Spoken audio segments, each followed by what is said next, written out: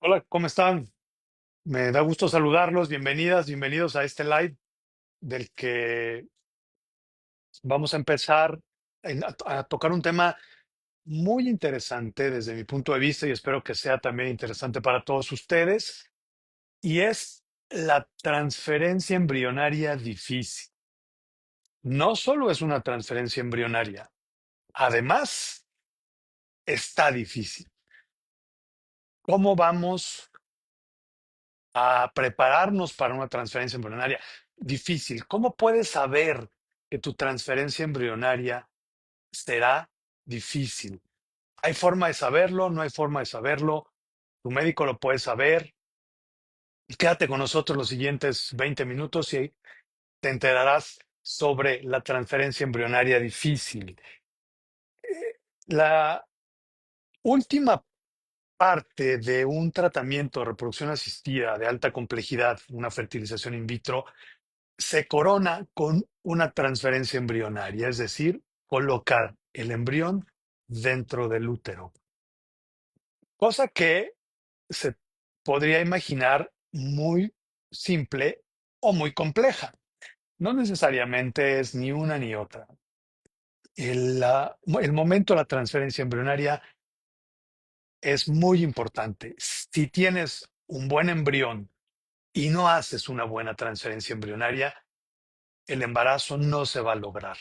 Actualmente eh, se piensa que existe como un 30 a un 40% en algunos casos el éxito de un embarazo a una transferencia embrionaria correcta.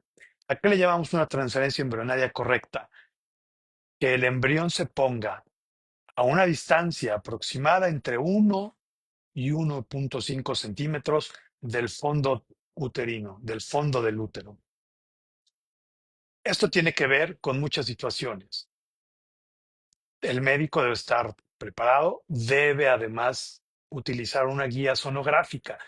La transferencia embrionaria es a través o con ayuda de un ultrasonido, ya sea abdominal, que es lo más frecuente, o bien por vía vaginal. ¿De qué depende estas dos opciones? Depende de la visualización, la facilidad de visualizar ese catéter por el cual va a ir y se va a transferir el embrión. Habitualmente es por vía abdominal. Hay algunos casos en los que, por razones técnicas, es mejor la guía endovaginal. ¿Cuál es la diferencia entre una y otra? Bueno, que para la guía abdominal necesitas tener la vejiga más o menos a un 70-80% de represión llena, casi al máximo, para poder tener una buena ventana sónica. Es decir, el aparatito del ultrasonido emite unas ondas, esas ondas son ondas acústicas, necesita un medio acuoso para poder visualizar lo que penetra en la parte inferior. Lo que tienes es la vejiga, entonces está el transductor, tu piel, la grasa.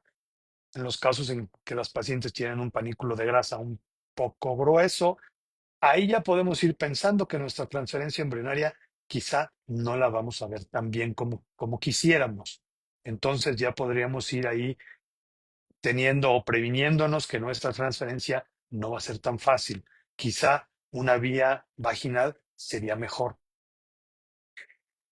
La vía vaginal, entonces, con un transductor endovaginal, lo que necesitas es tener el útero en la posición anatómica normal sin vejiga llena, porque la vejiga llena te va a estorbar y no se va a ver como tú quisieras ver en dónde se va a poner el embrión.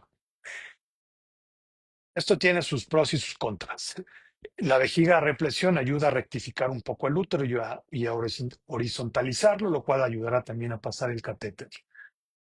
La guía endovaginal, como no vas a tener vejiga llena, quizá tengas el útero hacia el frente en anteflexión.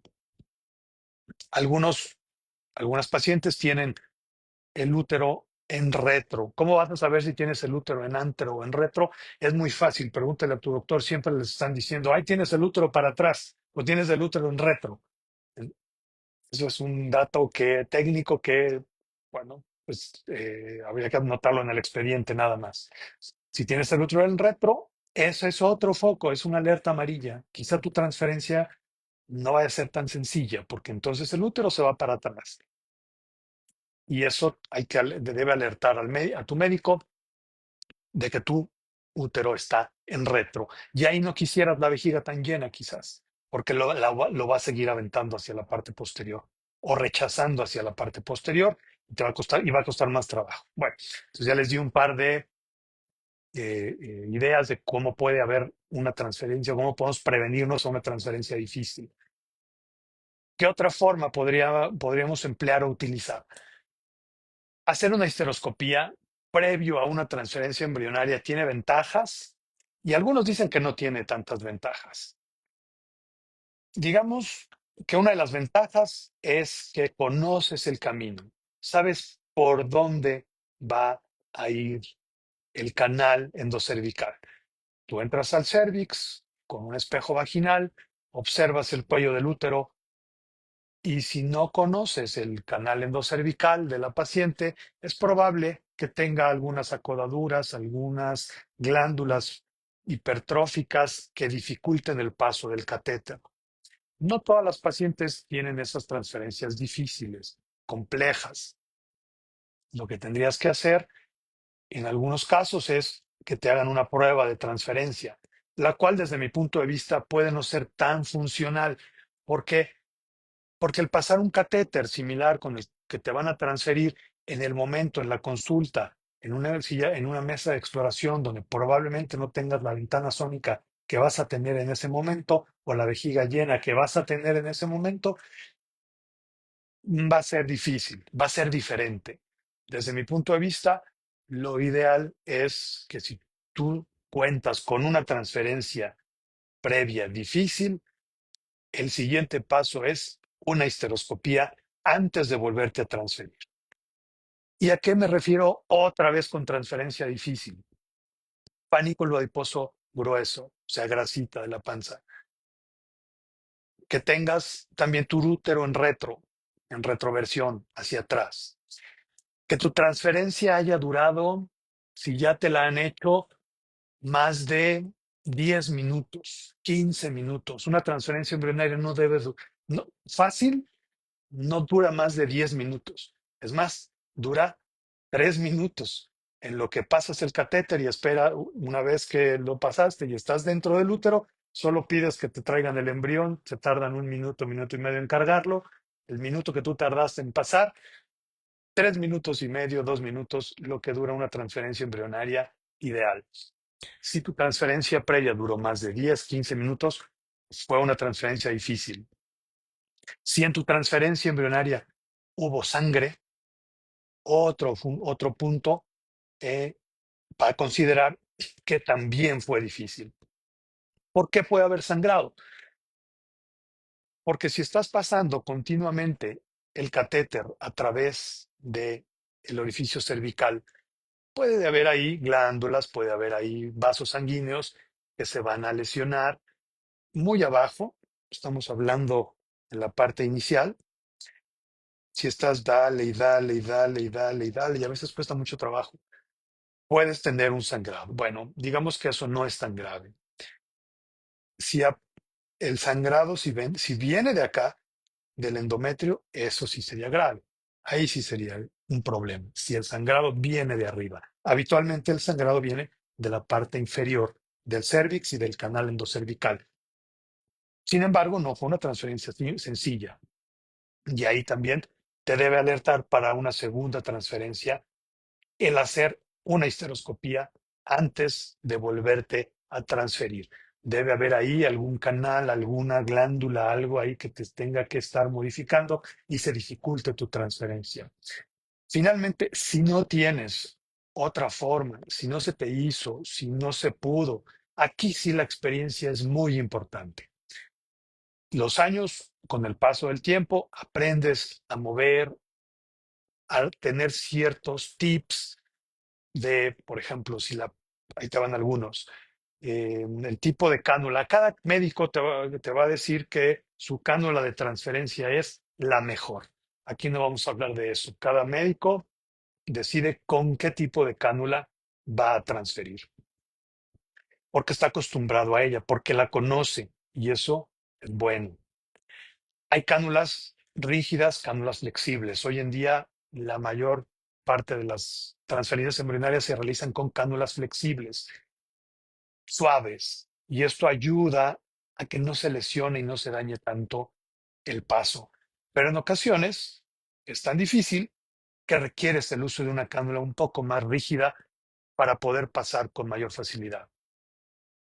De modo que esto te lo va dando la experiencia. A veces hay que parar. Si estás duro y duro y duro y duro y llevas 20 minutos, tú te vas a cansar, el médico se va a desesperar y las cosas no van a salir bien. Yo que recomiendo es tomar una pausa, suspender en ese momento la transferencia, quitar, quitar el espejo. Si está haciéndose por vía abdominal, quitar el espejo, pedir a la paciente que vaya al sanitario, que vacíe su vejiga un poco y volver a empezar. Que pueda caminar, que pueda darse una pausa. El médico también le va a ayudar porque se va a detener, se va a relajar y volver a empezar el proceso. No debe haber prisa, no debe haber una situación de corre, corre, ahí te va rápido, hay que transferir. No debería ser así. Hay que darle su tiempo. La transferencia embrionaria es un paso final fundamental en el éxito de un embarazo a través de reproducción asistida. Otros tips que puedes utilizar es darle posición a la mesa. A veces hay que moverla, hay que girarlo y todos estos giros y estos movimientos permiten que el útero se movilice y quizá esa glándula que te estaba estorbando al mover el útero logres vencer y logres pasar. Te pueden hacer un poco hacia atrás, te pueden hacer un poco hacia adelante para lograr en esos trayectos, en esos movimientos, pasar la cánula previa antes de pasar el embrión. No te preocupes porque todo esto se hace antes de ponerte el embrión.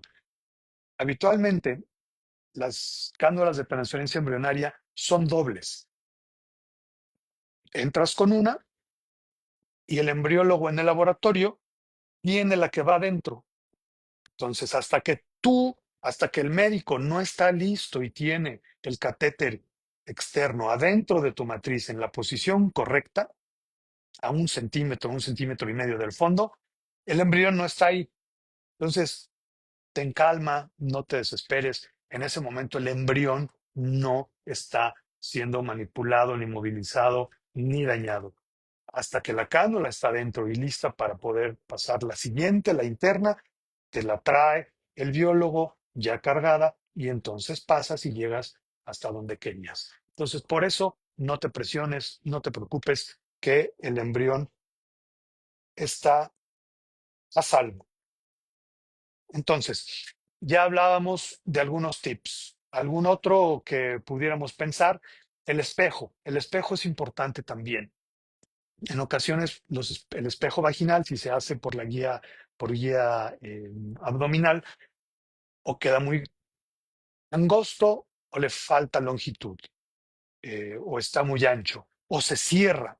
Y eso también podría ocluir o dificultar el paso de la cánula a través de tu útero. ¿Qué tiene que hacer el médico? Cambiar de espejo o quizá reacomodarlo. A veces en esos reacomodos también son exitosos y pasas la cánula que no podías pasar previamente. Algunas ideas para en el momento de la transferencia poderlo lograr. Otra ventaja o otra característica que el médico también debería o debe revisar durante tu transferencia embrionaria es que habitualmente se aspira el moco. Hay moco en la parte del cuello del útero, en la parte del endocervix, y eso podría tapar la cánula una vez que ya estás adentro, porque lo arrastras de la parte del cervix, La cánula pasa aquí a través del cuello del útero y si hay mucho moco, te va a tapar la cánula. Entonces lo ideal es aspirar el moco algunas 2, 3 veces para lograr extraer toda esa cantidad de moco que puede estarse produciendo por la ovulación, por los niveles hormonales y eso es algo que se sugiere y se recomienda para que la cánula no esté tapada por moco y entonces el momento de poner el embrión no, no salga adecuadamente. Otra forma de pensar y de prevenir que tu transferencia embrionaria será complicada es si tienes cirugías pélvicas previas o si tienes endometriosis severa. Si tienes endometriosis severa, podría eso, o pelvis congelada y no se ha realizado una cirugía previamente, también eso pudiera movilizar o hacer que el útero tenga una posición que se dificulte el paso de la cánula a través del cuello de tu matriz.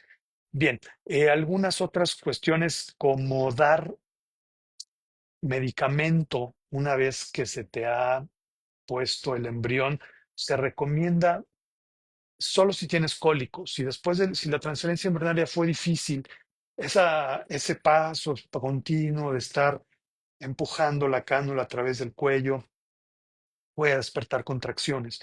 Si con la cánula se llega, pasas y llegas y tocas el fondo del útero y te dan contracciones, también eso puede generar un resultado no favorable.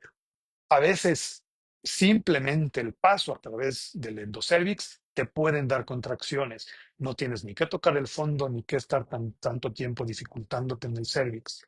Simplemente el paso a través del orificio cervical hay pacientes que les despierta dolor. ¿Qué tienes que hacer? Relajarte, quizá utilizar algún medicamento que ayude a evitar las contracciones, como los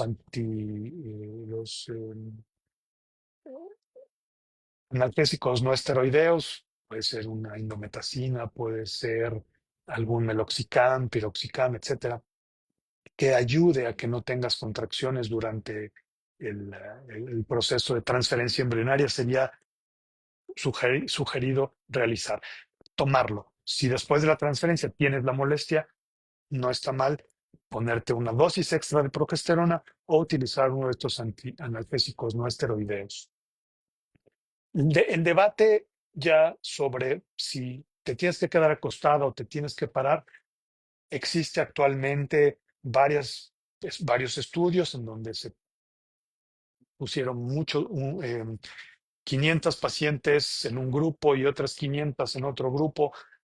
A unas las pararon inmediatamente, las otras se quedaron acostadas 20, 30, 1 hora, 2 horas, y está demostrado que el quedarse acostadas no tiene por qué afectar, no tiene por qué ser un procedimiento que deba continuarse en los centros de reproducción. Es decir, no tienes que quedarte acostada. Si te paras, la ventaja es mucho mayor a que si te acuestas. Entonces, una vez que se te hizo la transferencia, lo recomendable sería que te pares a caminar y hacer tu vida normal. Bueno, hay algunas restricciones que no podrás hacer, pero no deberás quedarte en cama durante 1, 2, 3 horas como se hacía hace 20 o 30 años. Puedes pararte con toda la confianza. Está demostrado que la tasa de embarazo es igual o mejor, un poquito superior, si la paciente no se queda acostada y se levanta inmediatamente, pasa al sanitario, vacía su vejiga. Son conductos diferentes. La uretra corre por arriba y corre por la vejiga. El útero, una vez que tú te paras, regresa a su tamaño normal, a su posición original, que es en la anteversión, o se queda igual en retro, de modo que no tendrás problema de que el embrión se vaya a salir. Cuando se hace la transferencia, lo que haces es horizontalizarlo por el llenado de la vejiga y la posición que se te da en la mesa. Una vez que vas a orinar, el útero se vuelve a flexionar y por gravedad ahí, entonces no hay temor, no hay riesgo de que el embrión se vaya a salir. Estate tranquila, te puedes ir a tu casa caminando o a tu trabajo sin ningún problema. No necesitas quedarte acostada. Hay algunos trabajos incluso que dicen que quedarte acostada afecta tu tasa de embarazo. Muy bien. Estamos a punto ya de concluir esto de las transferencias embrionarias difíciles. Tenemos aquí algunas preguntas y que al final, sí. Bueno, ¿qué tan común es una transferencia difícil? Yo creo que entre un 30 a un 20%, o sea, como 3 de 10, 2 de 10 serán unas transferencias difíciles. Otra pregunta. ¿Transferencia difícil disminuye mis probabilidades de embarazo? Si no se resolvió y si no se colocó adecuadamente el embrión en la posición correcta donde debe estar, sí, sí va a disminuir. Si es difícil, pero se tomaron las medidas previas, las medidas necesarias y se hicieron adecuadamente durante el momento de la transferencia, aunque sea difícil, se va a lograr.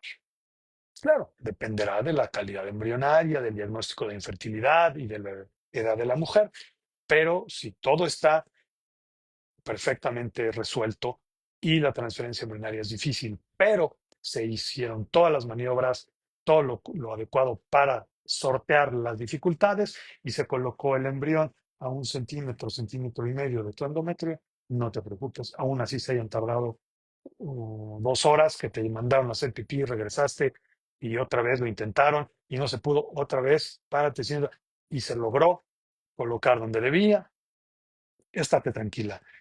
¿Se puede saber antes si voy a tener una transferencia complicada? Sí, ya hablábamos que el sobrepeso o la obesidad puede dificultar la visualización de dónde poner el embrión.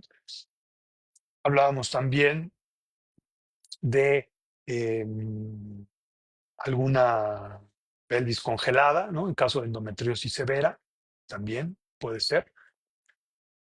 De cirugías previas a nivel cervical, aquellas pacientes que les han hecho cono cervical por infinidad de situaciones, específicamente por virus del papiloma, si le han hecho uno, dos o tres, ese es también un foco importante de que esa transferencia puede no ser tan fácil.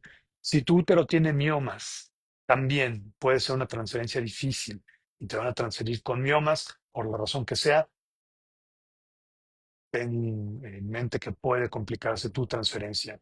Si tu útero por posición anatómica, una variante anatómica está hacia atrás, en retro, o en retroversión, retroflexión, también eso puede llegar a ser una transferencia difícil porque no va a ser no va a ser visible fácilmente el útero.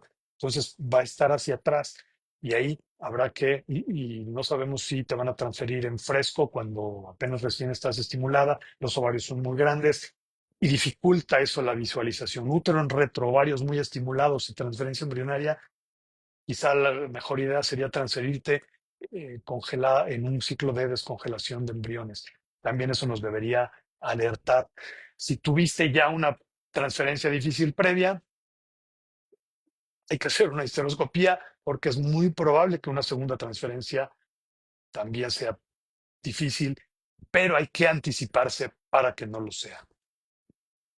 ¿Qué se hace diferente? Histeroscopía. Si ya tuviste una transferencia difícil previa, sin éxito, hay que hacerte una histeroscopía. Esa es mi recomendación. Sería lo mejor para conocer y saber cómo está el canal endocervical, cómo está toda la parte del orificio cervical externo, el orificio cervical interno y mejorar tu pronóstico para una segunda transferencia embrionaria. ¿Cuánto tiempo debo esperar para intentarlo de nuevo? Si tu estado hormonal es adecuado y no hay alguna otra situación médica, al siguiente mes puedes intentarlo otra vez. ¿Se puede operar o preparar el cuello uterino antes? Desgraciadamente, todos los medicamentos que se utilizan para hacer que el cuello se reblandezca provocan contracciones. Entonces, no habría como un medicamento especial para prepararte, para darte. Hay algunas pacientes que por su estado emocional, que estén muy estresadas, muy ansiosas, y puedan no tolerar una transferencia embrionaria, pues por la posición, por el llenado de la vejiga, por alguna situación ahí importante psicológica. Bueno, ahí en esos casos está la transferencia bajo sedación. Es como cuando te aspiraron los óvulos, te duermen un poco y ese momento puede ayudar a relajar muchas partes de tu pelvis y ser una transferencia más fácil que la previa. No se usa en todos los casos. Yo nunca he tenido que hacer una transferencia bajo sedación.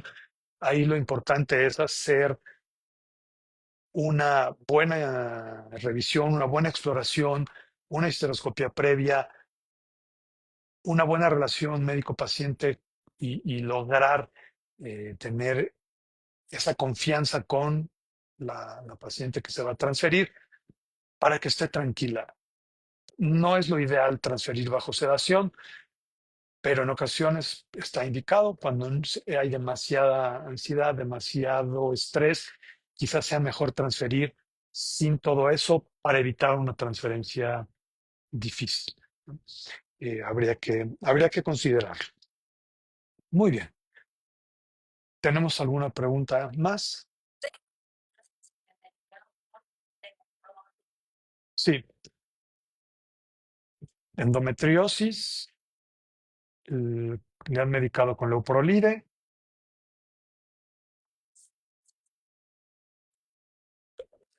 Si tienes endometriosis y te dieron leuprolide, bueno, la pregunta sería, o la información que yo necesito es, ¿qué edad tienes? ¿Qué grado de endometriosis tienes? ¿Ya te operaron? Podría ser a lo mejor una pregunta innecesaria, pero no, hay gente que no, que cree que tiene endometriosis y les dan esos medicamentos. ¿Cuántas dosis de leuprolide tienes? Y si te van a transferir posteriormente a eso. Sí hay protocolos en donde se da acetato de leuprolide, que es un inhibidor del GnRH, de la hormona liberadora de gonadotrofinas, para tratar la endometriosis de alguna forma médica.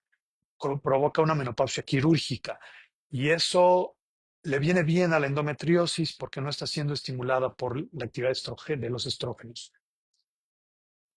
Solo para prepararte para algo más. Es decir, o te van a operar o te van a hacer un ciclo de fertilización in vitro o te van a transferir. Un ciclo de in vitro para extraer óvulos o te van a transferir. Para eso yo sería lo único que recomendaría este tipo de medicamentos como el acetato de leuprolide. Si quieres embarazarte y no te van a operar, tienes endometriosis y no te van a operar, no te van a hacer una fertilización in vitro, no te van a transferir, no veo por qué usar acetato de leuprolide. No te quieres embarazar y tienes endometriosis y te dan acetato de leuprolide, menos. Tampoco le veo sentido porque no puedes usar ese medicamento más de 6, 8, 9 meses. Si no te quieres embarazar, tu endometriosis va a seguir ahí. No vería yo el sentido de dártelo porque al final te lo van a tener que suspender y hay otras opciones más a largo plazo.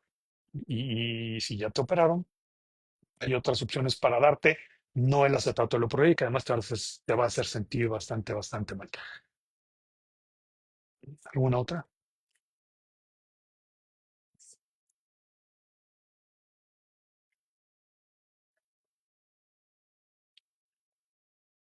Sí,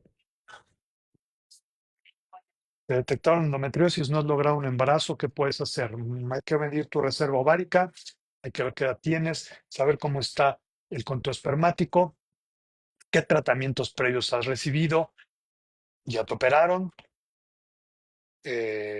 cuántos años llevas de infertilidad. Todo esto hay que saberlo para conocer hacia dónde ir, ¿no? Hacia un ciclo de alta complejidad, hacia una cirugía, o si tu grado de endometriosis es leve a moderado, probablemente no requieras más que algo de baja complejidad si el conteo espermático es adecuado y tu edad y tus trompas están bien.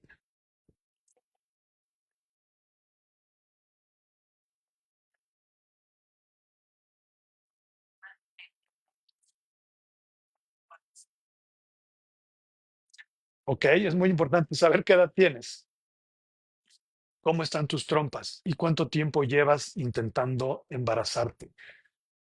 Eso sería lo que yo quiero saber o quisiera saber antes.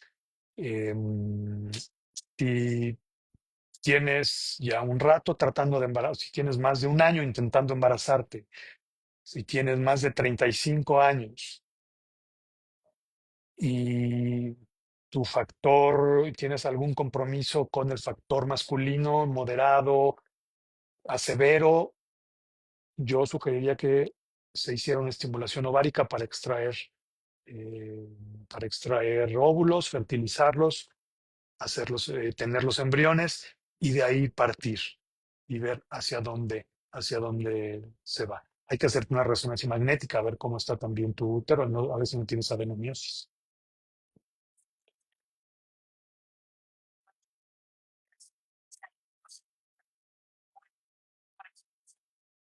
Prueba de embarazo con 4 días de retraso. ¿Cómo te la hiciste? ¿En sangre o en orina? Normalmente se recomienda que se haga en sangre y que sea cuantificada la hormona del embarazo. Ya mañana el día 5, hasta en sangre.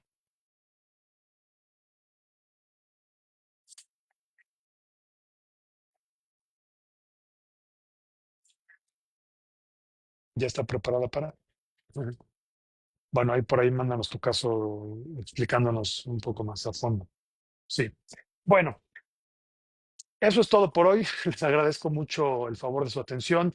Esperamos que esta información les haya sido de utilidad. Si tú conoces, te ha servido el contenido o conoces a alguien que le pueda interesar, no dudes en compartirlo. Soy el doctor Radamés Rivas, especialista en biología de la reproducción y cirugía robótica. Hasta la próxima.